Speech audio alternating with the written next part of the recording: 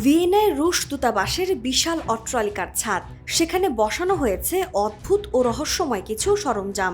আপাতদৃষ্টিতে সাধারণ মনে হলেও অস্ট্রিয়ার গোয়েন্দারা বলছেন ভিন্ন কথা।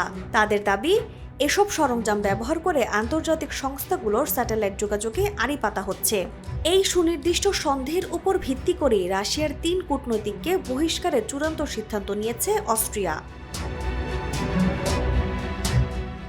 হঠাৎ কেন এই তৎপরতা? মূলত ইউক্রেন যুদ্ধ শুরুর পর থেকেই ভিয়েনার রুশ কার্যক্রমের উপর কড়া নজরদারি শুরু হয়।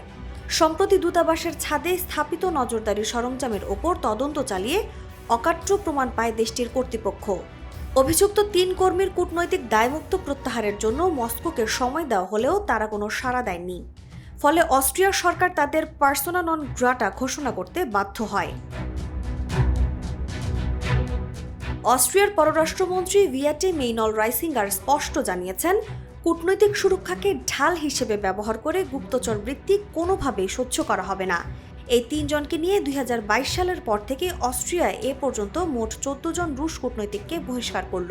তবে এখনও প্রায় ২২০ জন রুশ কর্মী সেখানে কর্মরত আছেন। এই বহিষ্কারের মধ্য দিয়ে রাশিয়া ও পশ্চিমা দেশগুলোর মধ্যকার কূটনৈতিক উত্তেজনা যে নতুন মাত্রা পেল তা বলার অপেক্ষা রাখে না।